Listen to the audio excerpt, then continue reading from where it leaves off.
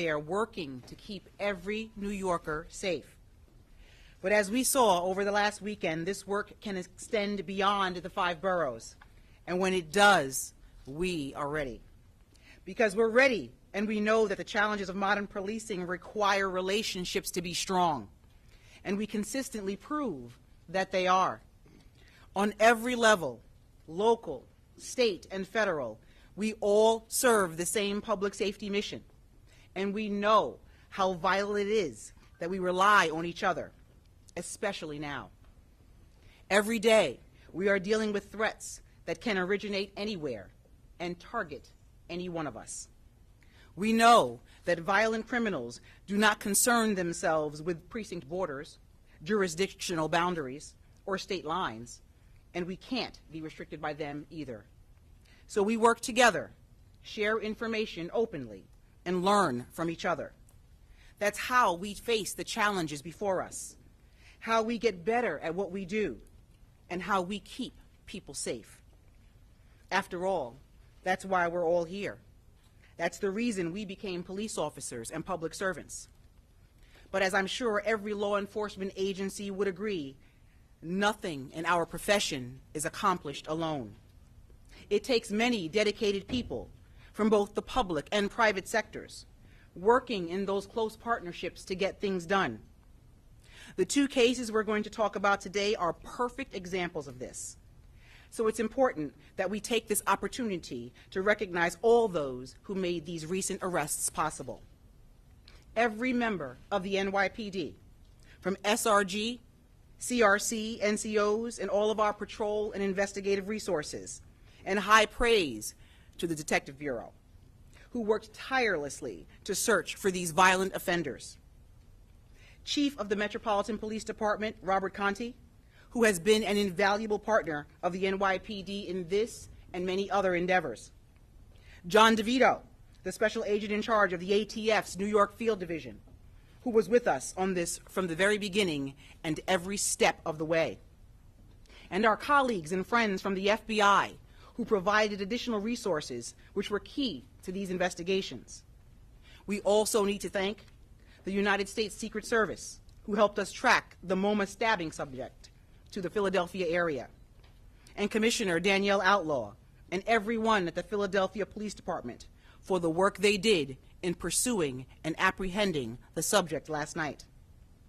Then we have to thank the support of the New York City Police Foundation, including President and CEO Susan Birnbaum and Chief Financial Officer Isaac Rothbart. Anytime the NYPD and the people of New York City need them, they are there. And the last few days were no exception. We sincerely appreciate their constant support. Thank you. We asked for their assistance, and along with the mayor's office and others, they went to work putting together the reward money we offered last night.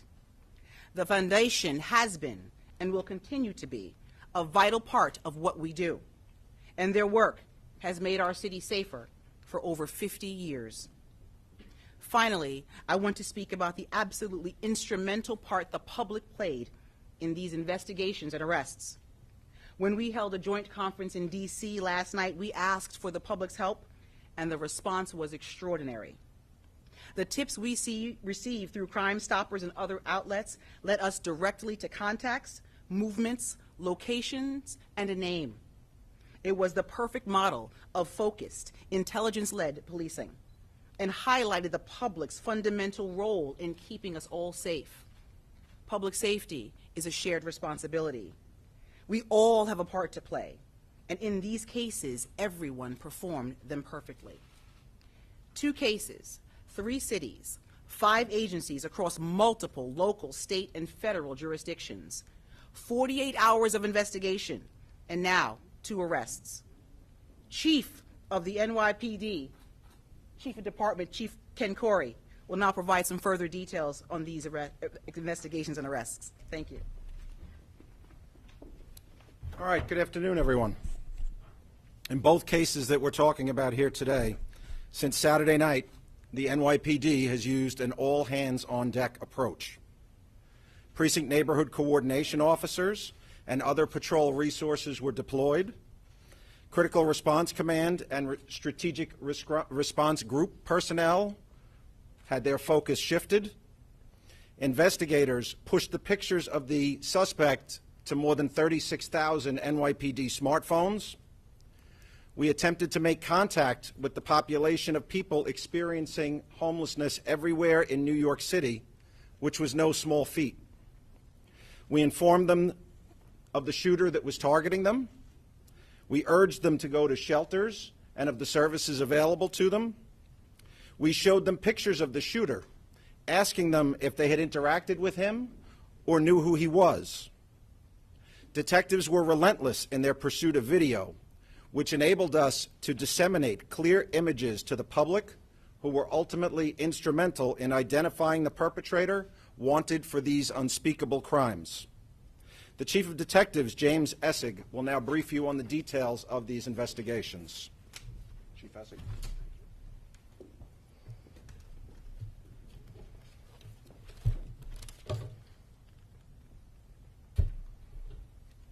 Good afternoon, everybody. I'd like to brief you on 3 investigations that are fairly new. So the first one's on Saturday, March 12th at 4:15 in the afternoon. 2 employees of the Museum of Modern Art were stabbed. We were quickly able to identify the perpetrator as a member of the museum. Due to his disruptive behavior, he was banned from that location. He is identified as Gary Cabana, a male white 60 years old of 255 West 43rd Street. He had no prior criminal history. We put out a be on the lookout alert, a BOLO alert, to all law enforcement agencies. Yesterday in Philadelphia, Pennsylvania, an arson was located at a Best Western Hotel. The Philadelphia Police Department responded, and after a short canvass found him sleeping nearby. I want to thank the Philadelphia Police Department and the U.S. Secret Service, who got involved when threats were made against the former President of the United States, Donald Trump. Both services were very instrumental in this apprehension. He has been taken into custody, and we are waiting extradition and the arrest warrants to bring him back to New York, where he will be charged with assault 2 for these incidents, assault 3 for a previous incident, Manhattan, where he punched a previous employee, and an aggravated harassment where he's sending threats via email. Our second incident is an elderly female assaulted. This occurs on West 23rd Street between 8th and 9th Avenues on March 10th at 8:25 p.m. Our complainant is an 87-year-old female who was walking down the street when a female with long curly hair, a black jacket, crossed the street and pushed the 87-year-old female in an unprovoked, senseless attack. That's her right up there. A short time ago today, our complainant died from her injuries. We're asking the public's help in solving this disgusting and disgraceful offense committed against a vulnerable, elderly female who was doing nothing but walking down the streets of New York City. So please, anybody with any information on this person or whereabouts, call 1-800-577-TIPS. Before I go on into our last case, I'd like to thank the Police Foundation. They are a true public-private partnership with us, and whenever we ask them for anything, they always are ready, willing, and able to help us. With me right now is Chief Hank Sortner of Manhattan South Detective Investigations, Thomas Galati, the Chief of Intel. Finally, I'd like to bring you up to speed on a homicide and non-fatal shooting of our 2 homeless persons. But before I go on, I'd just like to say how grateful and proud myself and everybody up here is of our New York City police detectives. From arresting a serial killer last week to investigating homicides, shootings, and stabbings, in addition to other non-high-profile crimes, they come through time and time again. And this is just another example of why they are called the greatest detectives in the world.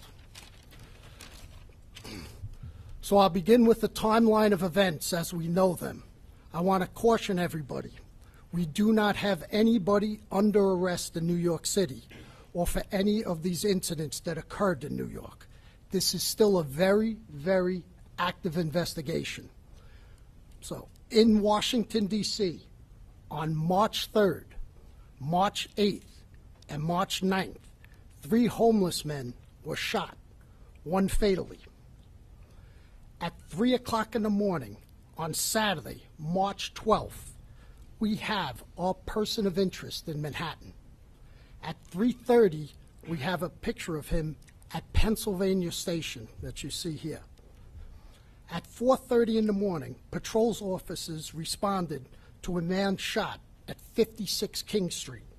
Our victim is a homeless man who woke to pain of being shot in his forearm. He mimics calling 911, and our perpetrator flees. One .22 caliber shell casing is recovered. The perpetrator is described as a male wearing all black. At 6 a.m. at 22 Howard Avenue, another homeless man is sleeping on the sidewalk. A male dressed in black Puma sneakers, black jeans, and a black face mask shoves this victim, produces a handgun, and fires multiple times, striking him fatally. Here is the video of that, and as you watch, you're kind of taken aback and you're shocked that someone can commit such a jarring act against a defenseless person. 5 .22 caliber shell casings are recovered at that scene. Between the hours of 7:57 and 10:26, we are able to determine that our person of interest is in Lower Manhattan. At 6 a.m., March 12th, our victim from 22 Howard is discovered and a 911 is called. He is pronounced dead on scene. We immediately realize it is the same perpetrator in both instances, based on a .22 caliber, homeless men, the same clothing description, and close proximity to each other. All NYPD resources are mobilized. At approximately 10 p.m., the NYPD holds a press conference. We release descriptions and circumstances of this event. A sharp detective in Metropolitan Police Department, who is a former Queens resident and who follows us on social media, realizes it's the same person of interest in their 3 shootings incidents in Washington. At 5:20 hours in the morning, March 13th, less than 24 hours after fatally shooting a defenseless homeless man and wounding another, our person of interest is back in the District of Columbia. Shortly thereafter, a Sunday morning, the Metropolitan Police contact the NYPD. Information is exchanged and the ATF is requested to help. By 2 p.m. that day, it is confirmed that all 5 instances, the 3 in D.C. and the 2 in New York City, are a match and are a ballistics lead. From that moment on, the cooperation and exchange of leads between the NYPD, the Metropolitan Police Department, the ATF, and the FBI Fiber Task Force was extraordinary. Earlier today, the Metropolitan Police Department, along with the ATF, took a person into custody. He is being charged with crimes committed there. Investigation into these incidents in New York are ongoing, and we are working with the Manhattan District's Attorney's Office to bring these horrible crimes to a successful conclusion. Any New Yorker who recognizes this person who has any information can please call us at 1-800-577-TIPS. With that, we'll take any questions.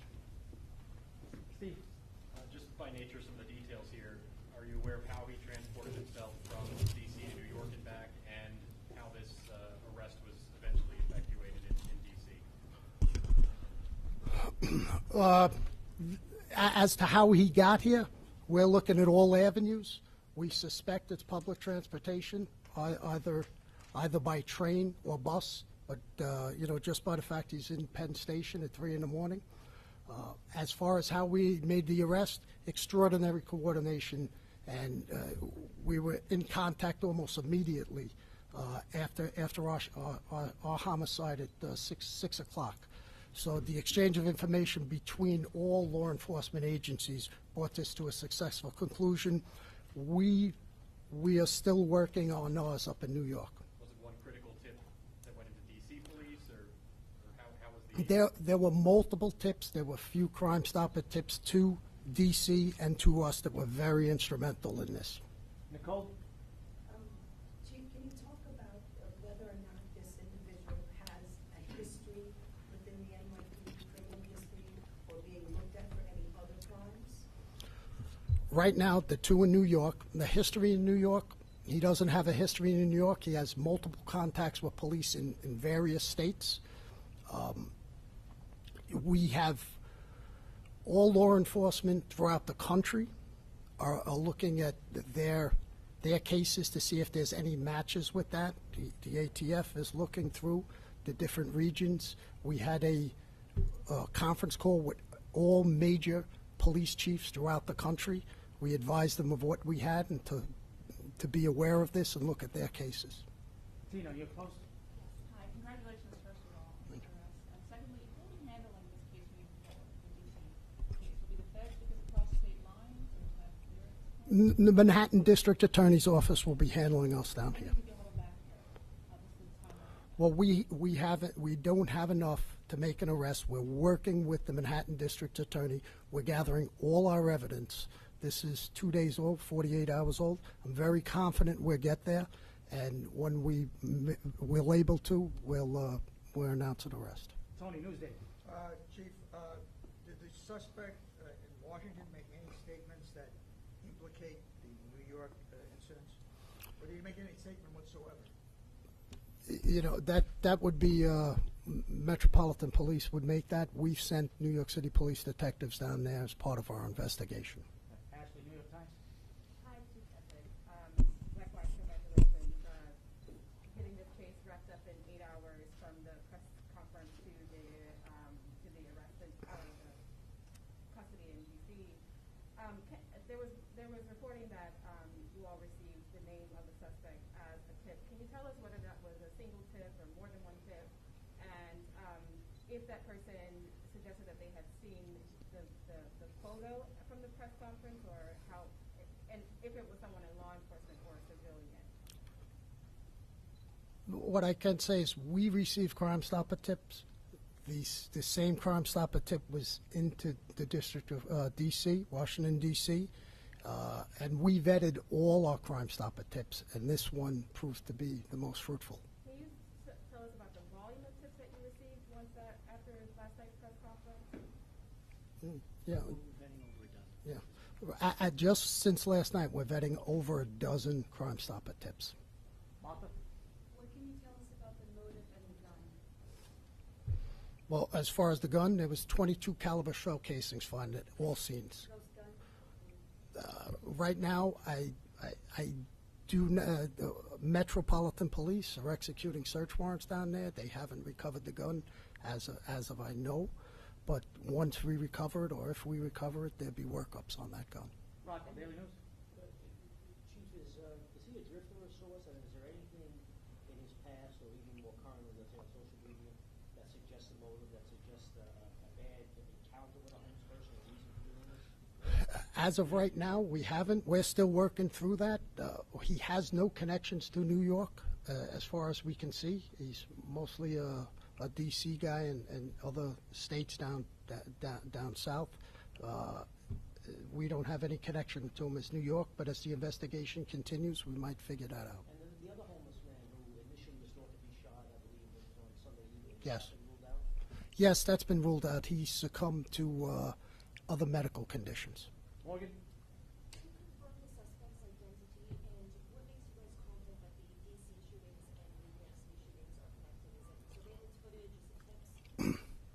Well, the gun is connected, and then based on photographs, same clothing. He has the same distinctive Puma sneakers. He has the same black pants. He has the same mask in the connections. That's why we're connecting him. DC has arrested him for their 3 incidents. We have him as a person of interest in ours, a very good person of interest, and we will continue to work our case. If the ballistics and all the descriptions match in both instances, why is that not enough to make them a suspect versus a person of interest? Well, he's a suspect in our cases. You know, strong person of interest, and we'll be working through that. Why is it not enough to arrest him, though? We're working with the Manhattan District Attorney's Office in homicide cases, very high-profile cases. They're on board with us. We present them with all our evidence we have, and then we make an arrest. Brent, CNN? Can you comment if a gun was found on him in the arrest? Not that I know of. Shana, Washington?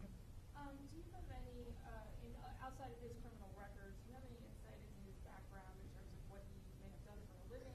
A relative, I think, told a reporter that he had a serious mental health issue. No.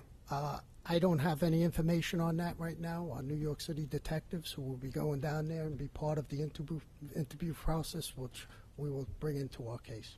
All right, guys, we have time for 1 or 2 more. Anybody else? Rocco? Chief, without any New York City connections, any idea as to why he came here?